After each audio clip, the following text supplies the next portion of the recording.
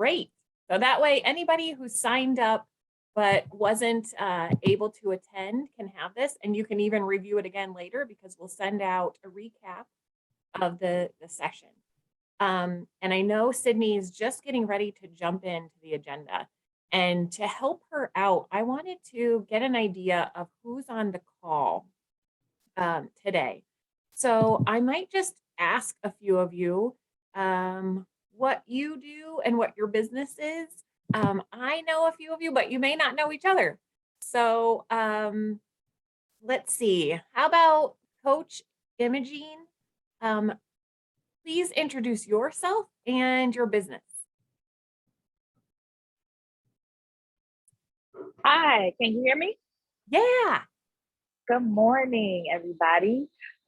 So my name is Imogene Bibb, and I actually have a for-profit business and a nonprofit organization. The for-profit business is real estate, so we specialize in Airbnb and short-term rentals for traveling professionals.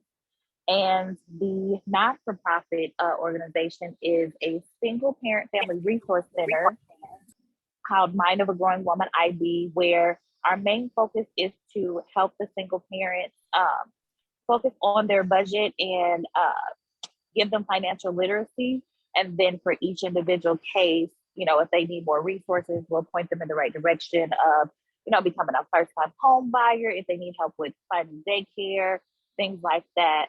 And that's about it. Wow, very cool. Awesome. Yeah, thank you for attending today.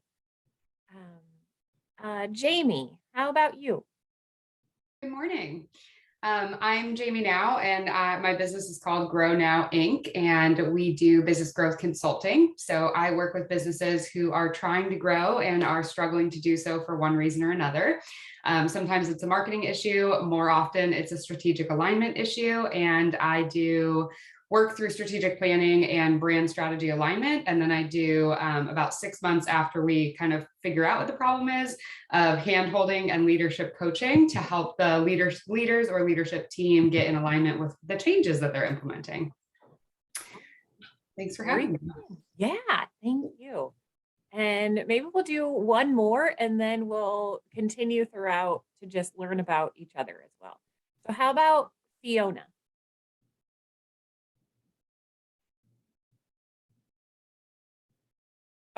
Okay, we can't hear. No problem. How about Christy?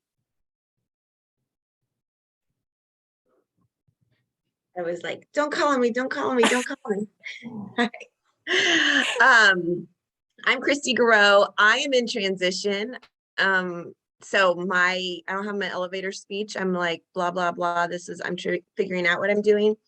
I owned a private counseling practice for a few years. And so I'm transitioning from being a therapist into being more of a consultant, coach, and really wanting to brand myself more as like a wholeness, like a whole human kind of support, specifically for parents, even more specifically for parents of children with special needs. I'm raising a child with autism and homeschooling, and then also women who, are trying to have inner peace and wholeness while living the crazy life and all the roles that we manage. And so I'm doing that through writing and through some pop-up workshops in my community. So very cool. I don't have a business name still. That's okay. That's so fun to learn. Yes, I need I'm about having fun in this season of my life. So just putting together things that are fun and saying that I'll do it I'll get paid to do it. Yes. And I'm glad to be here. Thank you for doing this, both everybody who's together. Okay, Sydney, I'll let you take it away and we'll come back and meet others as we go. Oh, I love it. That's great. Okay. Yeah, so I thought I would attempt this morning to start off with a sketch My sketching skills are not awesome, but I thought maybe it can help shed some light on what the financial planning process is and how all that works. So can everybody see the whiteboard? Does that, awesome. Okay, I practiced this like probably 15 times, so I'm hoping that it'll work. Okay, so if you think of your current financial situation, right? So some people call this, in the industry, we call it a net worth. So where you're currently at, your stagnant situation. And then you think, okay, way out here are my financial goals. I feel like kind of the old school way of thinking to get from your current financial situation to your financial goals is a straight line. People put together a financial plan and they think, okay, it's, here's point A to point B, very straight line. When we know, all of us in life, we know that that is just simply not true. But the line actually looks way more like that. So you can tell, like, at the very beginning, the variability in the range of outcomes that can happen at the very beginning is much wider. It's, crazy, lots of changes can happen. But really the goal of a financial plan and the financial planning process is to just narrow this out over time so that as you get down, you're funneling into your goals and hopefully end up in the place that you would ultimately like to be. But like we all know, there's lots of things that can happen in the meantime, especially when this line is supposed to represent maybe even 30 years. I mean, that's a long time. So I just urge you guys to think of the financial planning process as much more iterative, much more dynamic, much more changing. It's not something that we just put together, put on a shelf, and never look at it again. But it's something that can help you make decisions. It can let you, just think about all the potential outcomes and goals that you can have. So that's really the goal of financial planning. All right, and now I'm going to attempt to reshare my agenda. Okay. So today we're going to talk about what is a financial plan, why is it unique for business owners specifically, how do you save for your goals, what savings vehicles are there, so should you do Roth or pre-tax, you might have heard of that, I'll go into that a little bit, asset allocation, and what you can implement today. And then of course we'll end with some questions.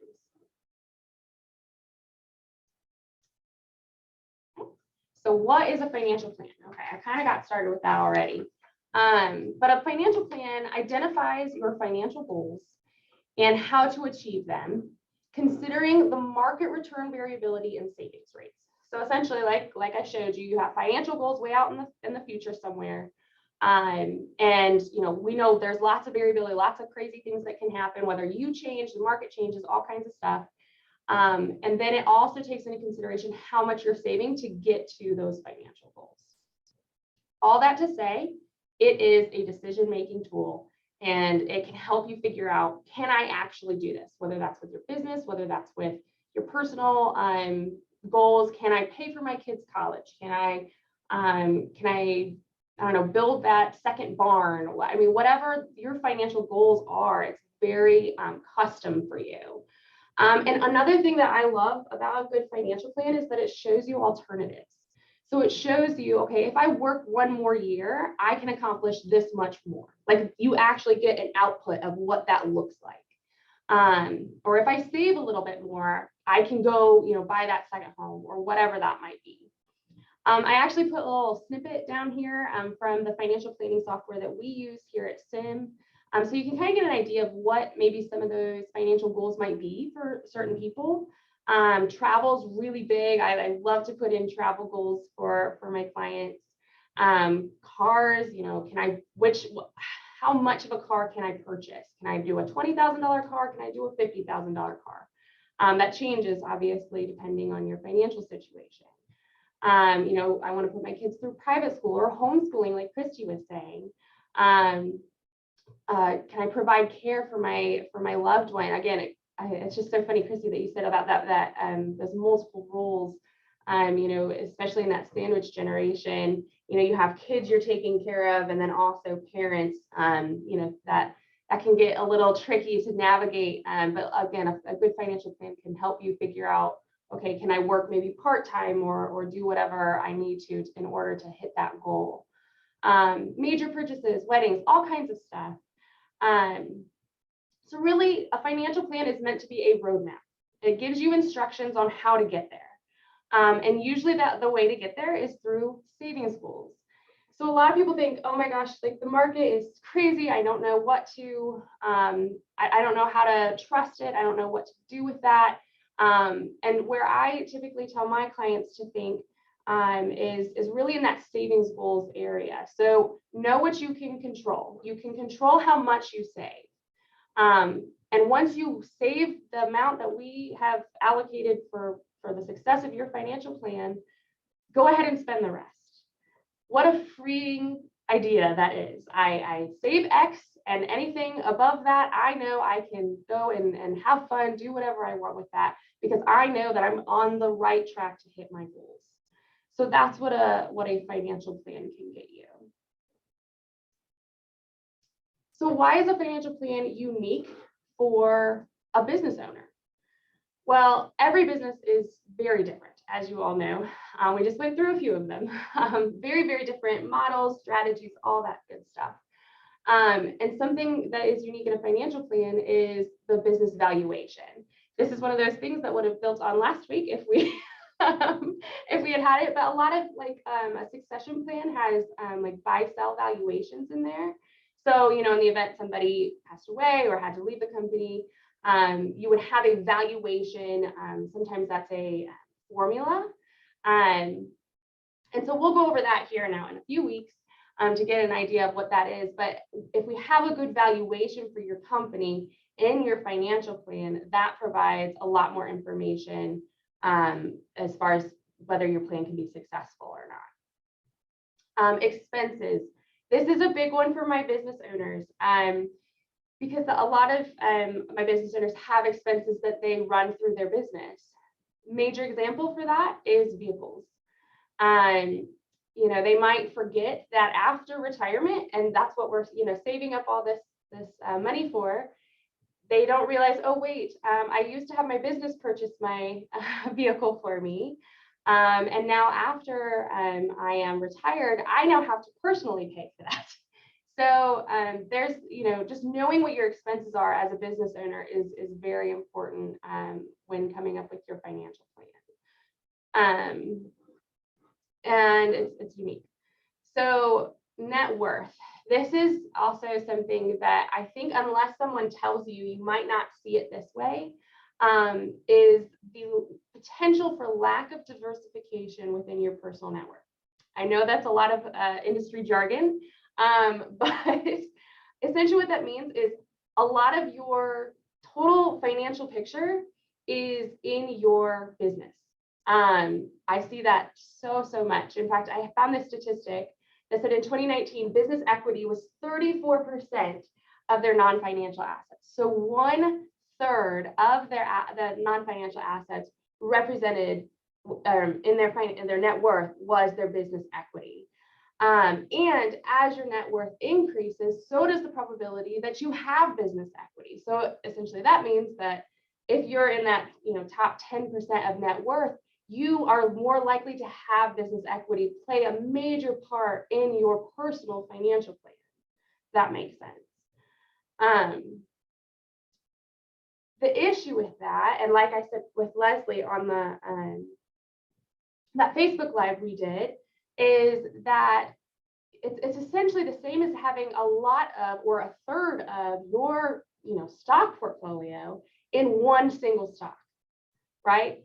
So if you had, let's say, $1 million all in one company, one stock, wouldn't you be nervous? Doesn't that make you like a little uneasy? The reason that a lot of business owners don't think of it that way is because they think they have control of that one stock. And which is true, it is true, you do have some control over it, But there's a lot of things, and you all know this, that there's a lot of things that lie outside of your control that will affect your business. You know, your competition, sales, regulation stuff. I mean, all of that those external factors can affect your business, and you might not have any control over that. And that's where diversification comes in, and that's where asset allocation comes in. And I'm going to get to that later on in the presentation. Another tip, I was talking to a few financial advisors in the company and that work with business owners. And I was talking to one, and they just had such a great piece of advice that I thought I would just share with all of you, just because they've seen this happen with a few of their clients. And that tip is this: draw a line in the sand regarding shifting your personal assets into the business when times get tough. And these clients that had gotten burned by this said they wish they had dispassionately drawn that line before the times got rough, so that they knew the threshold beforehand, because they drained way too much out of their personal assets, their personal financial plan, trying to support their business, which ultimately went belly up and had to close their doors. So obviously this hypothetical line could be very different for each business owner, just depending on your personal financial situation and just how much time maybe you have left. So if you're young and you're like, hey, if I lost everything personally, I know I could rebuild from the ground up. That's one thing. But let's say, you know, you're getting closer to retirement, you're getting closer to the time when you don't want to, you know, have to work anymore. You know, realize how much time you have left and make sure that you have that line drawn pretty strongly, you know, before things get crazy. I think we all experienced some craziness during COVID, and hopefully this didn't burn anybody here. But I just thought that was a really great tip to share with everybody, just to know when to make your graceful exit if things get rough. Sydney, that is a really amazing point. I can say I have had 2 businesses. The first one, I didn't draw a line in the sand. It was I thought it's a service-based business. If I just leave my job, I am just going to make up my income. But that's essentially a line. That's saying my line is I want to make exactly what I was making before I left corporate America. So if that helps you all, you may not have done it intentionally, like Sydney just said, but you may also be doing it in that kind of other visual. And my second business, I did have that line drawn in the sand. I didn't really realize, I didn't really connect, but I said, okay, my husband and I sat down together and we said, this is the amount of money that we're willing to put in here. And we went a little bit over, and then we were like, okay, that's it. That's all we're going to do. So Sydney, we have a question in the chat, and it says, where do you go to get the evaluation of a business? So do you all do that, or who do you recommend if you do not? Great question. Typically it depends. I feel like that's always the answer. It depends. But usually an accountant is the one to draw up the valuation. I've seen them in buy-sell agreements. So part of the succession planning, and again, we're going to get to that in March. I've seen them be written into that buy-sell agreement as like a formula that can change as time and growth happens, so that you don't have to get a formal valuation done every year, if that makes sense. It's usually like a multiple of revenue or something like that. It depends on the industry. So yeah, an accountant would probably be my best general advice on that one. Great. Yeah, so just knowing where, like Leslie said, knowing where to draw that line is actually something that the financial plan can maybe show you. Like I said, so if we know what your savings goals are supposed to be, say you have to save 15% of your income, or I don't know, say $15,000, just to make numbers easy, every year, to make sure that you can retire at X date to support you for the rest of your life, then if you get to a point where like, okay, I can either put 15 grand into the business or put 15 grand into my personal life, I know I have to hit the savings goals in my personal life. So if I have additional funds, then I know that I can feed my business a little bit more. Does that make sense? So it kind of helps draw that line to make sure you're covered personally before you start really putting more money into your business, if that makes sense. Another great thing that the financial plan can show you is what will happen to the success of your plan if your company sells for low expected or high values. So there's lots of levers you can pull to see what the effects on your personal, on your business would be on your personal.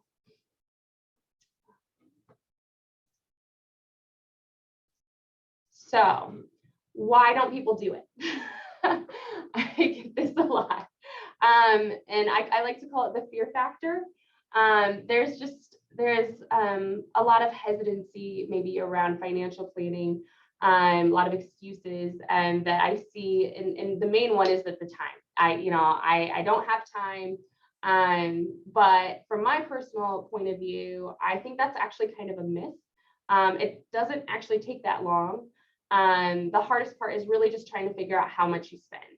So some people come and they're like, oh my gosh, like, I don't know how much I spend on the trash bill every month. Like, I don't know what all these little nitty gritty. And really, for the purposes of financial planning, because it's so broad and so big, you can look at it and say, hey, I spend $3,000 a month.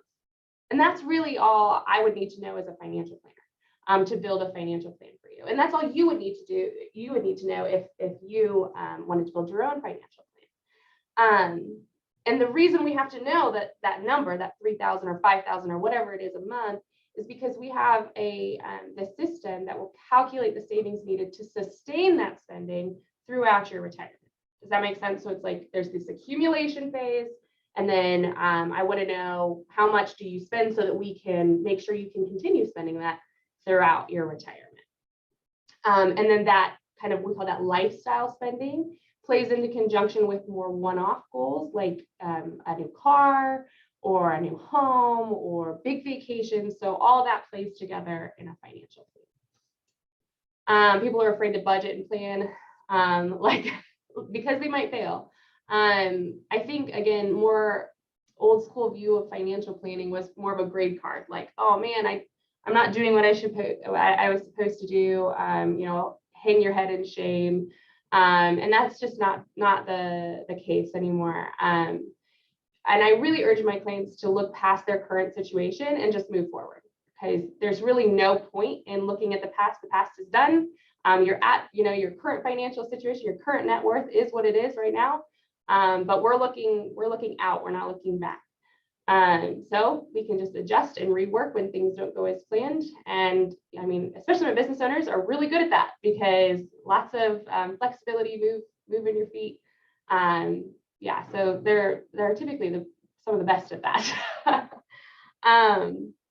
Or I get this quote: I have to get some things figured out before we talk. That's a really common thing I hear.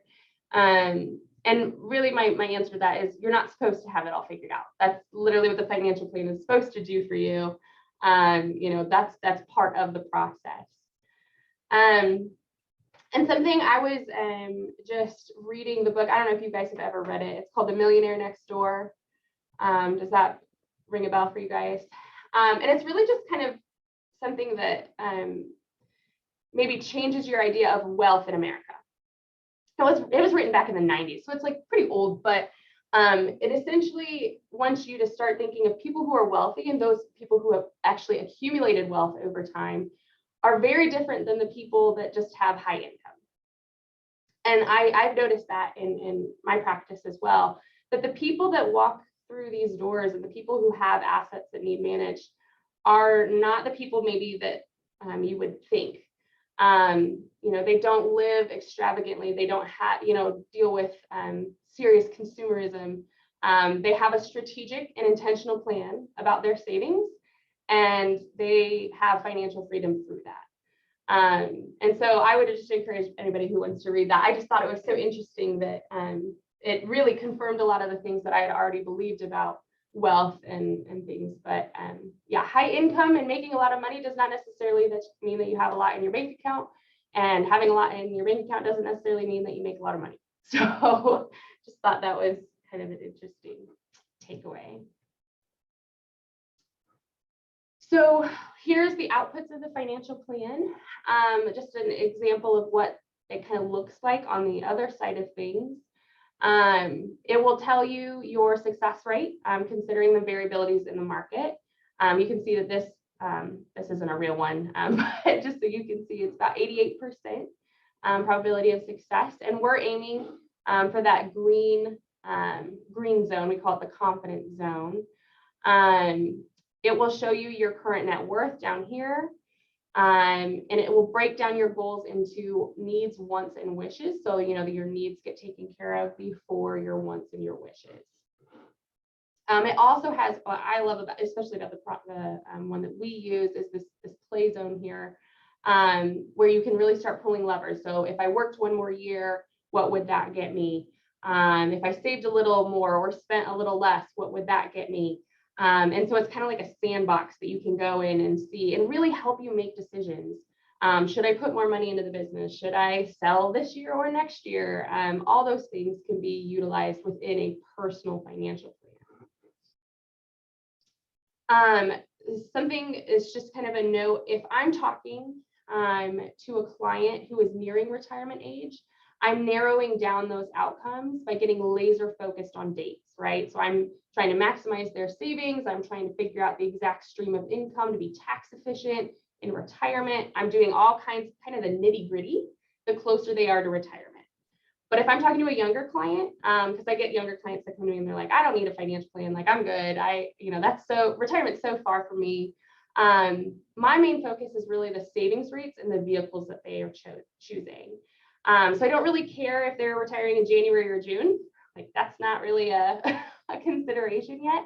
But I do care how much they are saving, and I can show them how sensitive their plan is. Like, if I saved 1% more now when I'm in my 30s, what does that do to the long-term effect? And you can see that, you know, that compounding effect of money is huge in a financial plan. And you can see it in your personal financial plan, which is just kind of cool, because you know it in theory, but it's cool to see it on your own. So I talked a lot about savings, and I think you guys realize that you know, savings is a big part of a financial plan, as far as your personal financial plan goes.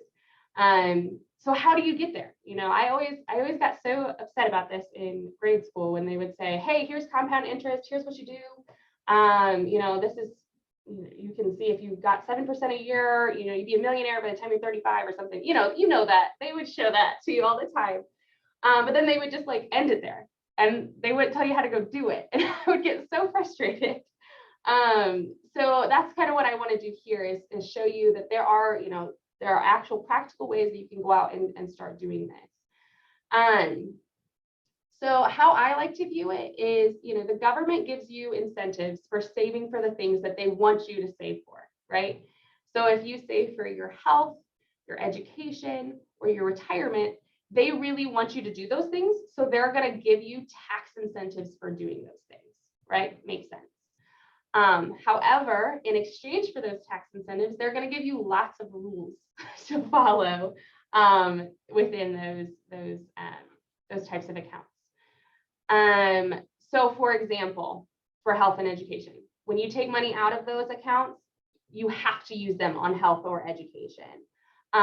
Retirement accounts, typically we see age 59 and a half is when things unlock. You cannot touch it other than a few exceptions prior to that age.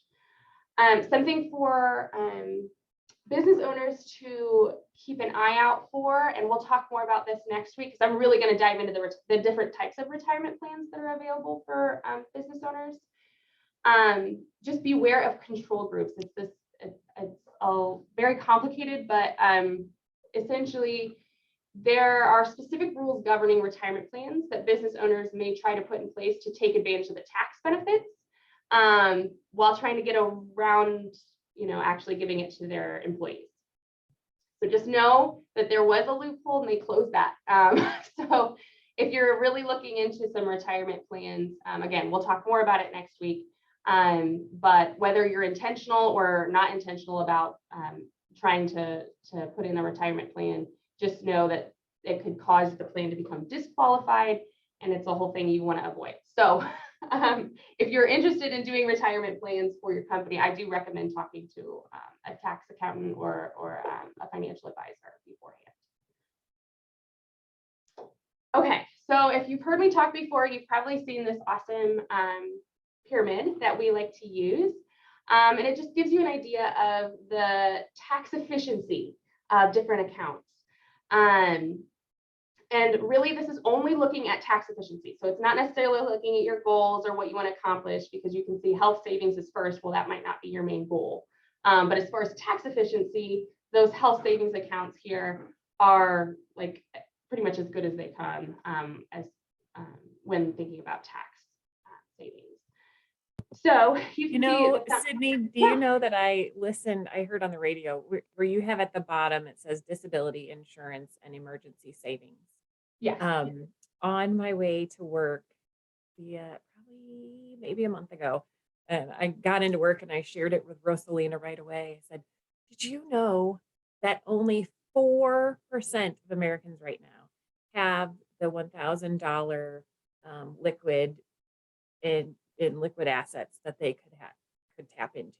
That's only 4% of us. It was much higher at the beginning or middle of COVID, stay at home, because we had these reliefs, but now we've all kind of moved through that. So that was really interesting, where we see that 3 to 6 months of fixed expenses and any kind of savings.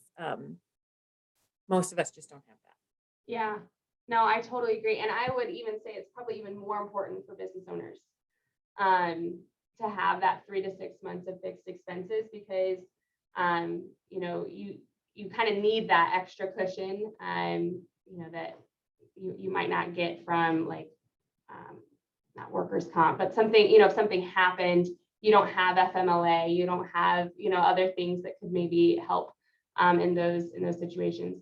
I will say about disability insurance, essentially disability insurance is your ability to earn income in the future. So the younger you are, typically, the more important that is, because really your greatest asset usually when you're young is your ability to make money in the future.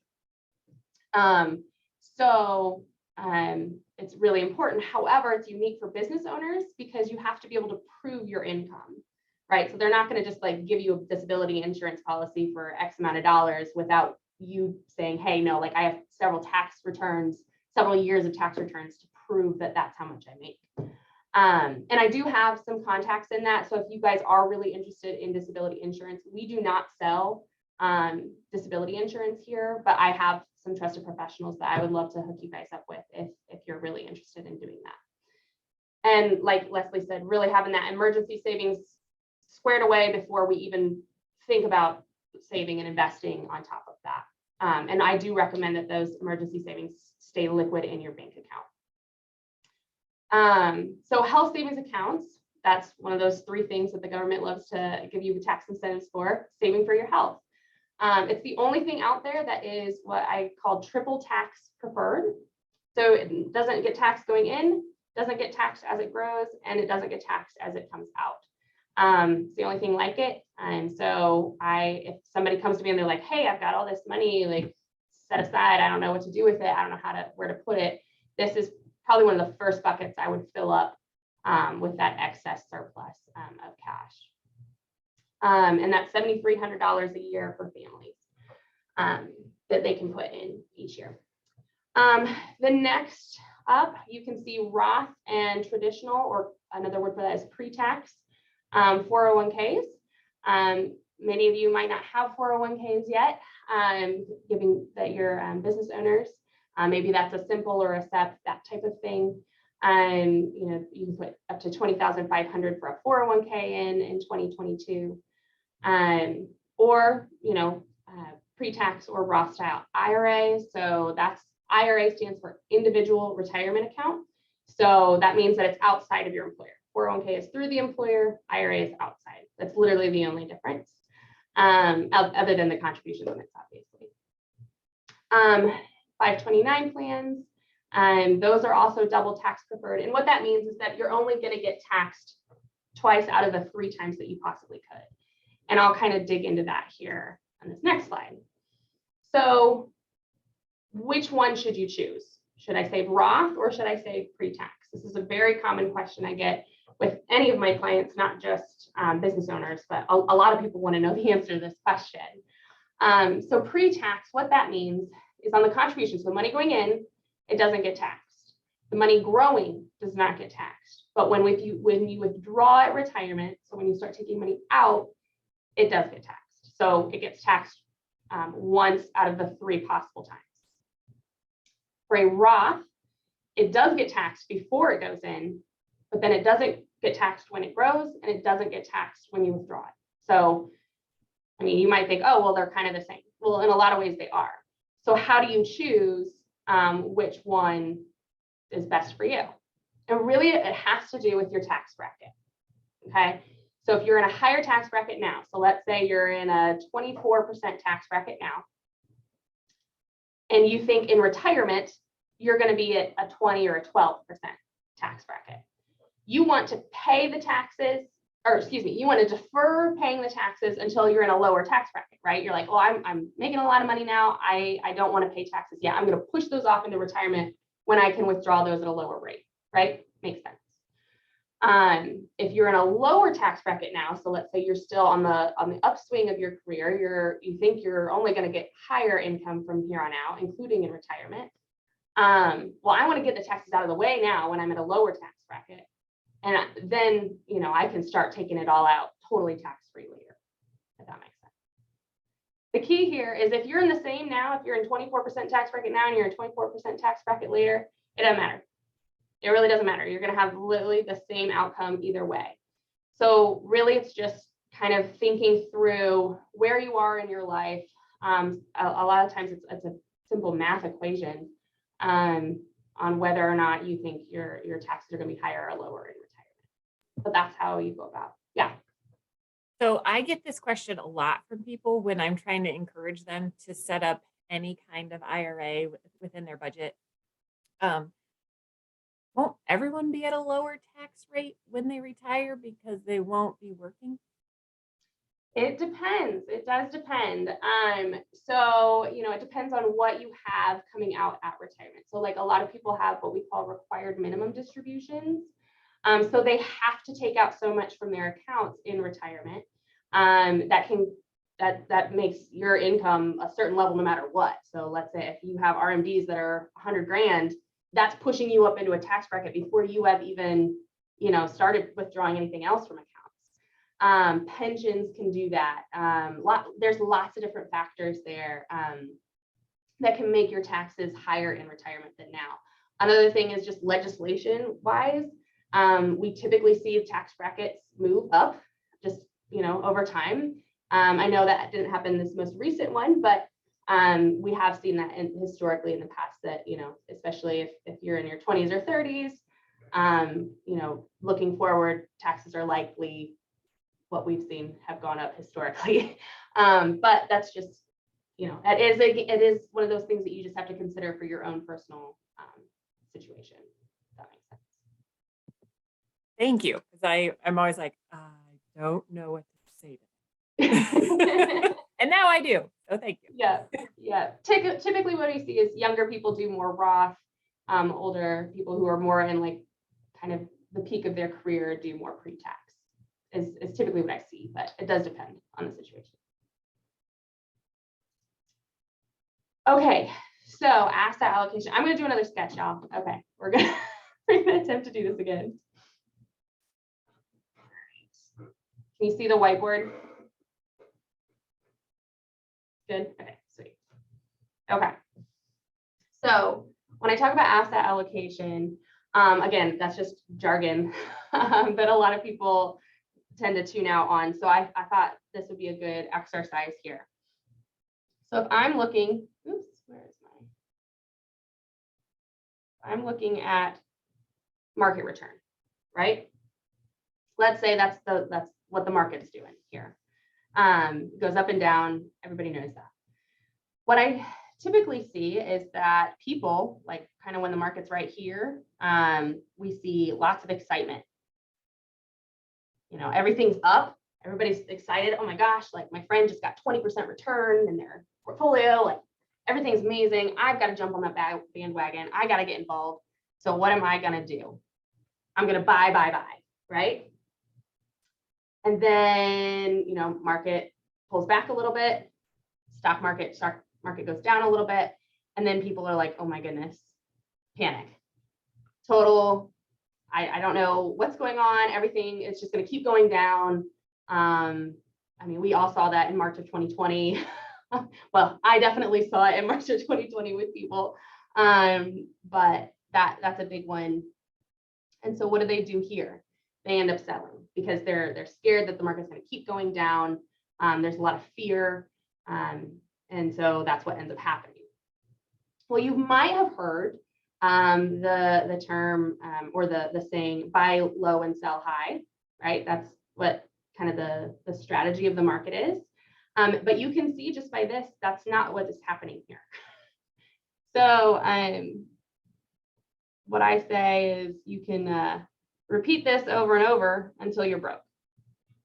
Because if you keep buying high and selling low, you're losing money. I mean, anybody can see that.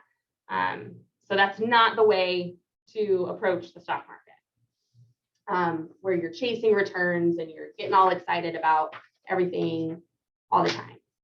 So what does affect your return? Well, there's a few things. There's a few factors. Number one is your asset allocation.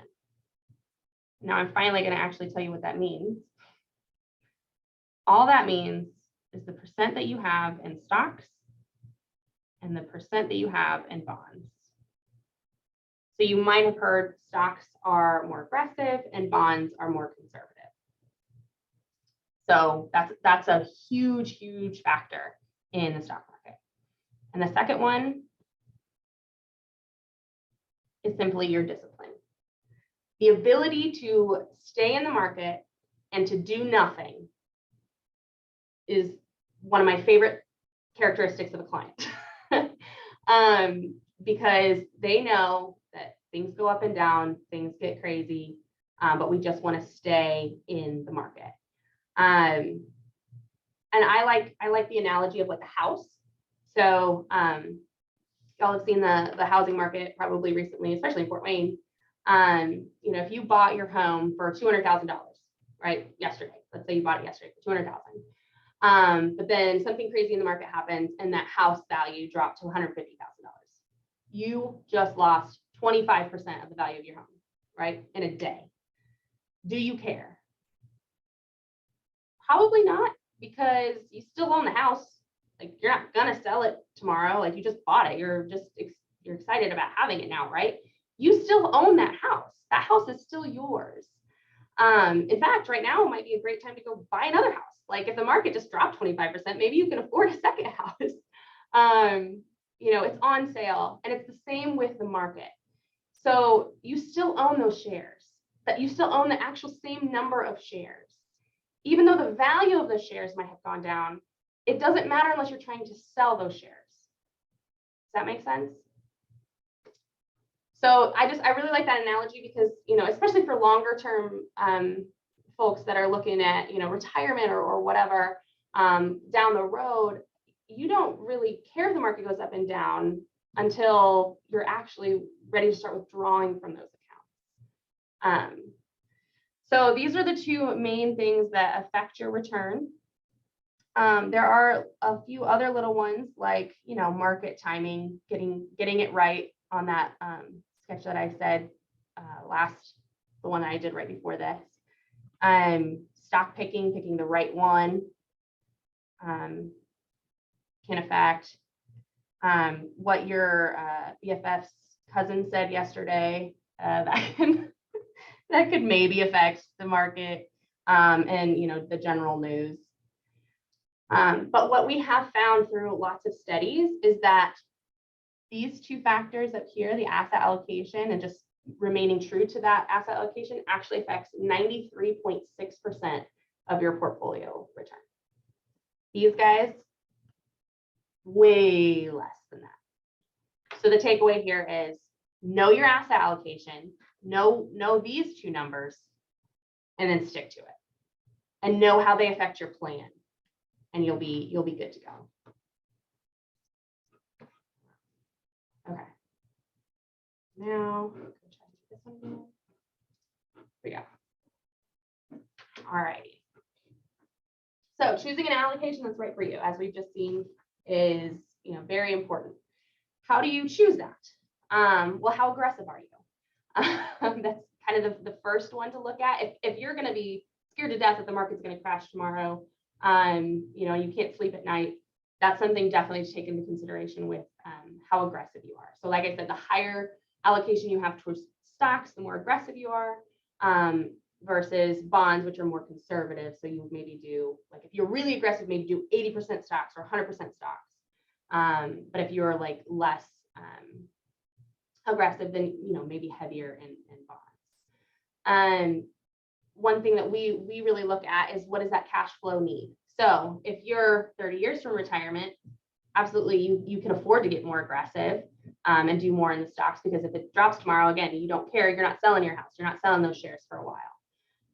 But if you're thinking about retiring next month, and you know that you're going to start withdrawing, well, then I'm going to make sure that you have several years worth of cash flow requirements in bonds that I know that I don't have to sell out low in the market in order to access. So that's something to take into consideration, and your financial plan will help you with that. What's the timeline for your financial goals? Kind of the same thing as when. Diversification is key. So like I said, you saw when I did the stock picking, we typically recommend, more broad diversification, global diversification, get a little bit of everything. So if all your eggs are in one basket, it doesn't just drop. Things like that. So diversification is a big deal. Know your savings goals. Again, we've talked about that quite a bit. And buy low and sell high. Everyone knows this. They've heard it, but rarely does anyone actually achieve it, because people like to chase returns. And you can see that on the next slide here. This is the last 20 years, from 2001 to 2020. You can see with the stock market. So one that a lot of people are familiar with is the S&P 500, which is U.S. Growth companies, large cap, got 7.5% annualized return every year, or like that's annualized. So averaged over those 20 years. But the average investor is sitting down here at 2.9. So if someone had literally just stuck their money in the S&P 500 index and let it grow for 20 years, they'd be looking at this return annually. But most people are sitting down here at 2.9. So you can see how this actually does play out in reality. Another takeaway here is just to know who's on your team, especially for business owners. It's great to have several different people who all work together. Financial advisor, we like to think of ourselves as kind of the hub of the professional resource wheel. So we work in tangent because we know a lot more about the picture, with the financial plan specifically. We can kind of show and be in communication with the accountant, the attorney, the insurance agent, to make sure it all holistically plays together. So having all those people on your team and that they talk to one another, I think I'm going to say that every single week, that it's important to have really good people who all talk to one another. Business consultant, we got Leslie here on your side if you're at the WEOC. And then that business valuation expert. So like I said earlier, sometimes that's the accountant. So I will say from our standpoint, people are asking all the time, they're trying to save money. So do I really need an accountant? Do I really need a CPA? Do I really need an attorney? And I did the same thing. I absolutely did the same thing with my first business. But it's the one area, if you spend money on an accountant or a CPA, you will actually see the best return. So I try to just drill that home all the time, because I totally understand when we have a little bitty budget or hardly any revenue coming in, we have to know where to put it. But that is the one place where you will see the best return on investment of your dollars. And just so you all know, like Sydney comes once or twice a year. We do this, it's called Caffeinated Conversations at the WEOC. And we have experts around one side of the table, and it will be a CPA, an attorney, a financial planner, a banker, all these people that you can come sit in front of them as a business owner, no matter what year you are in your business, and say, this is the stage I'm at. What should I be thinking? Because they're all right in front of you, right there. If you don't have a team, please come and ask those questions. We'll send you the link to attend this year's, but I just want to put that out there. And Sydney's always great. She comes too. So you'll know her when you come. It's great. That is a great event. Definitely recommend. Yeah, so I wanted to leave you guys, or right at 9 o'clock here, I wanted to leave you guys with some things that you can implement today, just as a takeaway from the event. Think about your business goals and your personal goals. So how do these goals overlap and how can they help each other? So, just I spent a lot of time on that at the beginning of the presentation. Consider the benefits of a personalized financial plan that factors in your business. Because that business, like I said, is a huge portion likely of your personal situation. Consider savings vehicles that are tax efficient and serve your needs so you can save money that way, and really focus on the things that you want to be focused on and save for the goals that you really want to hit. Also, as a thank you for attending today, I would love to provide you guys with a free assessment to really maybe hone in on that asset allocation portion that we talked about. It's a really cool tool, completely free. It's as free as this seminar is today, I promise. So I can put the link in at maybe the Facebook page. I don't know, I can work with Leslie on where we'll get this to you guys. But yes, please take my free assessment to see kind of maybe where your, discipline lies in your asset allocation. So I'm happy to do that for you guys. That's amazing. I didn't know you were going to do that. Thank you. Oh, of course, absolutely. So yeah, I'll open it up for questions, but just as a reminder, if you guys need to take off, I was going to hopefully get you out around 9. But next week we'll be talking about taxes and insurance. And I know that might sound like, kind of hard stuff to go over, but it is so important. And I'll be talking about a lot of great stuff.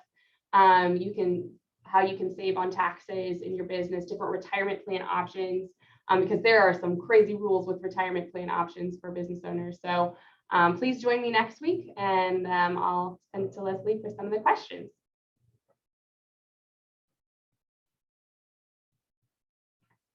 Okay, don't see any questions in the chat. Oh, okay, awesome. Sorry. Yeah, so that's good. And I know I would love to hear from a couple of you real quick before we jump off on what your biggest takeaways were.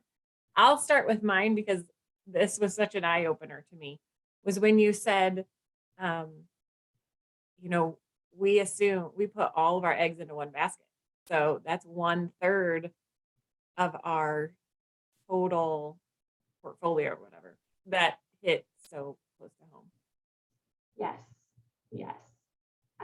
I think I have to talk to most business owners about that at some point, because they're like, oh no, that's like that. I don't see it that way. Like I see it. Yeah. Totally different. And I'm like, a stock is a company, so it's actually not at all different.